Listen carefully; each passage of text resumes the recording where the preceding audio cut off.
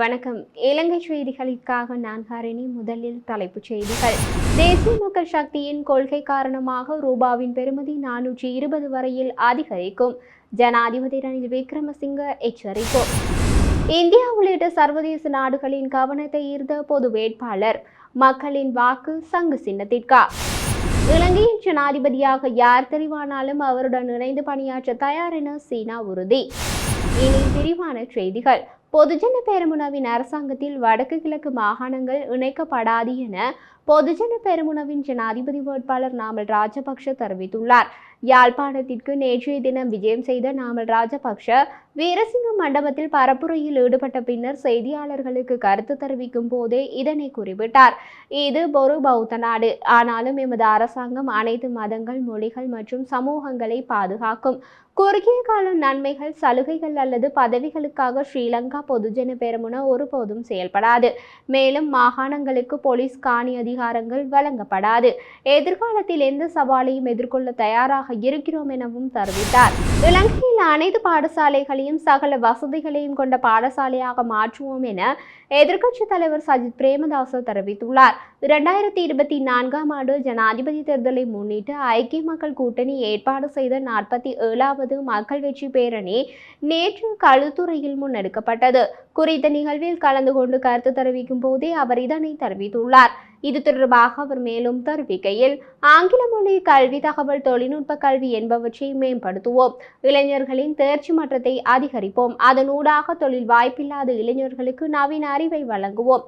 ரணசிங்க பிரேமதாச ஆடை தொழிற்சாலைகளை உருவாக்கி தொழில்துறையில் ஏற்படுத்திய புரட்சியின் அடுத்த கட்டமாக ஏற்றுமதியையும் அறிவையும் மையமாக கொண்ட பொருளாதார விருத்தியை உருவாக்கி மக்களை வலுப்படுத்துவோம். காணி இல்லாதவர்களுக்கு காணி வழங்குவதோடு வீடுகளையும் அமைத்து கொடுத்து வீடு கனவை நனவாக்குவோம். விவசாயத்தையும் மீனவ தொழிலையும் மேம்படுத்துவதோடு எரிபொருள் நிவாரணத்தையும் பெற்றுக் கொடுப்போம் என அவர் தெரிவித்துள்ளார்.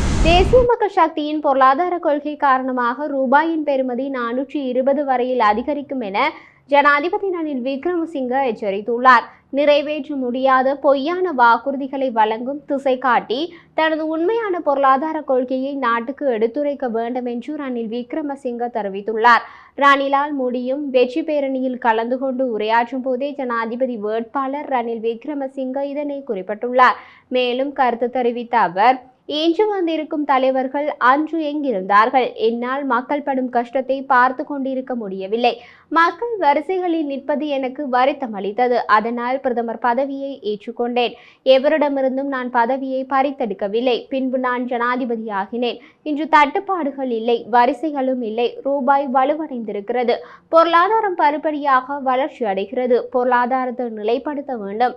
அதற்கு இன்னமும் 4 வருடங்கள் தேவைப்படும். அதற்காகவே மக்களின் ஆணை கேட்கிறேன். இப்பகுதி மக்கள் பெரும் கஷ்டங்களை எதிர்கொள்ள நேரிட்டது. நெருக்கடிகள் அதிகரித்தாலும் மக்களுக்கு போதிய வருமானம் கிடைக்கவில்லை. கஷ்டங்களுக்கு மத்தியிலேயே நாட்டை கொண்டு செல்ல வேண்டியிருந்தது. 2023 வட்வரியை அதிகரிக்க நேரிட்டது. நாட்டின் பொருளாதாரம் வலுவடையும் என்ற நம்பிக்கையிலேயே அதனை செய்தோம். பொருட்களின் விலை இன்று குறைந்திருப்பதால் மக்களுக்கு நிவாரணம் கிடைத்திருக்கிறது. மக்களின் கஷ்டங்களை நாம் அறிவோம். முன்னாள் விவசாய அமைச்சர் அனுரகுமார திசுநாயக்கவும் சஜித்தும் என்ன சொல்கிறார்கள்? அவர்களும் எம்மோடு தொடர்பு படவில்லை என்கின்றனர். எம்மை விரட்டிவிட்டு அதிகாரத்தை அவர்களிடம் தருமாறு கேட்கிறார்கள். அவர்களுக்கு வாக்களிப்பதால் என்ன நடக்கும்? ரூபாயின் பெறுமதி 420 வரையில் அதிகரிக்கும். 370 அதிகரிப்பை தாங்க முடியாத மக்கள் 420ஐ தாங்க முடியுமா? தேசிய மக்கள் சக்தியின் வரவு செலவு திட்ட இடைவெளி 400 மில்லியன் ரூபாயாக காணப்படுகிறது. அதனை செயற்படுத்தினால் டாலரின் பெறுமதி 470 ரூபாய் வரையில் அதிகரிக்கவும் வாய்ப்புள்ளது. இவ்வாறு நடந்தால் சர்வதேச நாணய நிதியம் உடன்படிக்கைகளிலிருந்து விலகி செல்லும் மக்கள் மத்தியில் குரோதம் எம்மை திருடர்கள் என்று சொல்வார்கள். எதற்காக மக்களிடம் பொய் சொல்கிறார்கள்? நாம் திருடர்களை பிடிப்பதற்கான சட்டத்தை கொண்டு வந்திருக்கிறோம். மோசடியால் திரட்டிய சொத்துக்களை கையகப்படுத்திய சட்டமூலத்தையும் தயாரித்திருக்கிறோம். எனவே அவர்கள் மக்களிடம் பொய் சொல்கிறார்கள். அவர்கள் கூறும் பொருளாதார முறை தவறானது. மக்கள் மத்தியில் குரோதத்தை தூண்டிவிட்டே திசைக்காட்டிக்கு வாக்களிக்க கோருகிறார்கள்.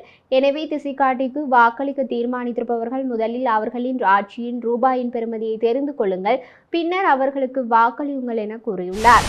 தமிழரசு கட்சியை நம்பியிருந்த மக்களுக்கு தமிழரசு கட்சியின் செருப்படி வழங்கியிருக்கிறார்கள் என நாடாளுமன்ற உறுப்பினர் அங்கஜன் ராமநாதன் தெரிவித்துள்ளார். யாழ்ப்பாணத்தில் உள்ள அவரது கட்சி அலுவலகத்தில் நடைபெற்ற ஊடக சந்திப்பின் போதே அவர் இவ்வாறு குறிப்பிட்டுள்ளார். அவர் மேலும் கருத்து தெரிவிக்கையில், நாட்டில் பல்வேறு வேலை திட்டங்களை முன்னெடுத்து வரும் ஜனாதிபதி ரணில் விக்ரமசிங்க மீண்டும் ஜனாதிபதியாக வர வேண்டும். பல்வேறு நெருக்கடியில் இருந்த நாட்டினை மீட்டு தற்போது உள்ள நிலைக்கு கொண்டு வந்தவர் ரணில் விக்ரமசிங்க அவர்களே. எனவே அவருக்கு வாக்களிக்க வேண்டும். தமிழரசு கட்சியை நம்பியிருந்த மக்களுக்கு தமிழரசு கட்சியினர் செருப்படி வழங்கியிருக்கிறார்கள் என்றும் அவர்கள் தங்களுக்குள் ஒற்றுமை இல்லாத பல்வேறு குழப்ப நிலைகளுக்கு சென்றுள்ளார்கள். இதனால் ஜனாதிபதியை ஆதரிப்பது தொடர்பிலே பல்வேறு குழப்பங்கள் இல்லை வருகிறது என்றாலும் இதன் போது குறிப்பிட்டுள்ளார். மேலும் ரணில் விக்ரமசிங்க நாட்டிலே கடந்த ஆட்சி காலத்தில் ஏற்படுத்திய பல்வேறு வேலை திட்டங்கள் தொடர்பிலும் தமது நிலைப்பாடு தொடர்பிலும் இதன் போது தெளிவுபடுத்தியுள்ளார். தமிழ் பொது வேட்பாளர் என்ற ரீதியில் தன்னை எந்த பிரதான கட்சி தலைவர்களும் பேசுவதற்காக அழைக்கவில்லை. அவ்வாறு அவர்கள் அழைத்தாலும் நான் செல்ல போவதில்லை எனவும் தான் இந்த முடிவில் இறுதி வரை பயணித்தே தீர்வேன் என தமிழ் பொது வேட்பாளர் பாக்கியசெல்வம் அரியநேத்திரன் தெரிவித்தார். மட்டக்களப்பில் உள்ள அவரது அலுவலகத்தில் நடைபெற்ற ஊடகவியலாளர் சந்திப்பில் கலந்து கொண்டு உரையாற்றுகையிலேயே அவர் இவ்வாறு தெரிவித்துள்ளார். அவர் மேலும் குறிப்பிடுகையில், தமிழ் தேசிய பொது கட்டமைப்பின் வெற்றியை அல்லது இலக்கை உடைப்பதற்கு இப்போது பல சக்திகள் இறங்கியுள்ளன. இந்த நபர்களினால் இன்னும் சில தினங்களில் பல்வேறு தேர்தலுக்கு முதல் நாளிலே என்னை பற்றி துண்டு பிரசுரங்கள் வெளியிடப்படலாம். நான் தேர்தலில் இருந்து ஒதுங்கிவிட்டேன் என்று கூட அவர்கள் துண்டு பிரசுரங்கள் காணொலிகளை வெளியிடக்கூடும். அவை எதையும் மக்கள் நம்ப வேண்டாம். தமிழ் மக்களுக்கு நான் ஒன்று கூறுகின்றேன், நீங்கள் குழப்பமடைய தேவையில்லை. விருப்பு வாக்கு விருப்ப தேர்வு என்கின்ற விடயத்தில் பலர் மக்களை குழப்பமடைய செய்து வருகின்றனர். மக்களாகிய நீங்கள் எனது சங்கு சின்னத்திற்கு மட்டும் ஒரு புள்ளடியிடுங்கள், அவ்வளவுதான். இன்று இது பொது வேட்பாளர் என்கின்ற விடயம் இலங்கையில் மட்டுமல்ல, இந்தியா உள்ளிட்ட சில நாடுகளிலும் தாக்கத்தை ஏற்படுத்தியிருக்கிறது. ஏனென்றால் எங்கள் விடுதலை போராட்டத்தில் அகிம்சை ரீதியிலான ஆயுத ரீதியிலான ராஜதந்திர செயற்பாட்டிலே கூர்மை பெற்ற போது எல்லோருமே இதை அவதானித்துக் கொண்டு இருக்கின்றார்கள். அவர்கள் எல்லோருமே தவறு விட்டிருக்கின்றார்கள். இலங்கை மட்டும் எங்களை ஏமாற்றவில்லை, இந்தியாவும் எங்களை ஏமாற்றி இருக்கின்றது. இறுதி போரில் இனப்படுகொலையை செய்வதற்காக பல நாடுகள் இலங்கை துணை போயிருக்கின்றன. எனவே அவர்கள் அனைவருக்கும் ஒரு மனசாட்சி இருக்கின்றது. இணைந்த வடக்கு கிழக்கிலே ஒரு அரசியல் தீர்வினை தமிழர்களுக்கு வழங்க அவர்கள் தவறி இருக்கின்றார்கள். இந்த தவறை சுட்டிக்காட்ட வேண்டிய உரிமை வடக்கு கிழக்கு மக்களுக்கு இருக்கிறது. அதை ஒரு ஜனநாயக வடிவமாக நாங்கள் காட்ட இருக்கின்றோம். தமிழ் தேசிய பொது கூட்டமைப்பின் வேட்பாளராக நான் வர வேண்டும் என்றும் ஆசைப்படவில்லை. வேட்பாளராக என்னை தெரிவு செய்வதற்கு முதல் நானே 2 பேரை வேட்பாளராக முன்மொழிந்தேன். இறுதியாக சில மாற்றங்கள் ஏற்பட்டதன் காரணமாக நான் இதை ஏற்றிருக்கின்றேன். அனைவரும் ஒன்றை புரிந்து கொள்ள வேண்டும். தமிழ் அரசியல் கட்சியிலிருந்து வேறு அரசியல் கட்சியில் போட்டியிடுவது தமிழ் அரசு கட்சியை விட்டு விலக செல்வதாக கருதப்படலாம். நான் இன்னும் ஒரு கட்சியில் அங்கத்துவம் பெறவில்லை. இப்பொழுதும் தமிழ் அரசு கட்சியில் தான் இருக்கின்றேன். நான் தமிழ் தேசிய கொள்கையுடையவன். கட்சியின் கொள்கையை நான் ஏற்றுக்கொள்கிறேன். அதே போன்று எனது தமிழ் தேசிய கொள்கையினையும் கட்சி ஏற்றுக்கொள்ள வேண்டும் என தெரிவித்தார். எதிர்வரும் ஜனாதிபதி தேர்தலில் இலங்கையில் ஜனாதிபதியாக யார் தெரிவானாலும் அவருடன் இணைந்து பணியாற்ற தயாராக இருப்பதாகவும் இலங்கையின் இறையாண்மை மற்றும் பிராந்திய ஒருமைப்பாட்டிற்கு மதிப்பளிப்பதில் எப்போதும் அர்ப்பணிப்புடன் இருப்பதாகவும் சீனா உறுதிப்படுத்தியுள்ளது. கொழும்பு துறைமுக நகரத்தில் நடைபெற்ற விசேட செய்தியாளர் மாநாட்டில் கொழும்பில் உள்ள சீன தூதரகத்தின் ஆலோசகர் ஷி யாங்வே கருத்து வெளியிடுகையில், எந்த நாட்டின் இறையாண்மையிலும் ஒருமைப்பாட்டிலும் நாங்கள் தலையிட மாட்டோம். இலங்கையில் ஜனாதிபதி தேர்தலுக்கு பின்னர் யார் ஆட்சிக்கு வந்தாலும் ஒரு புதிய ஜனாதிபதியுடன் இணைந்து பணியாற்ற சீனா தயாராக உள்ளது என்று ஷி யாங்வே கூறினார். இதேவேளை இந்த செய்தியாளர் சந்திப்பில் கருத்து வெளியிட்ட சீன தூதுவர் கி சன் ஹாங் ஒரே சீன கொள்கைக்கு இலங்கையின் நீண்டகால ஆதரவை பாராட்டினார். ஒரே சீனா கொள்கையை இலங்கை கடைபிடிப்பது எப்போதும் பாராட்டுக்குரியது. இது உண்மையான நட்பின் உணர்வை பிரதிபலிக்கிறது. நட்பு நாடுகளின் இறையாண்மையை பாதுகாப்பதில் சீனா உறுதியான நிலைப்பாட்டை கொண்டுள்ளது. அதேபோன்று சீனாவின் இறையாண்மையை குறைமதிப்பிற்கு உட்படுத்த சில முயற்சிகள் உள்ளன. ஆனால் அத்தகைய நோக்கங்கள் நாங்கள் ஒருபோதும் பெற்றுக்கொள்ள மாட்டோம் என்றும் கூறினார்.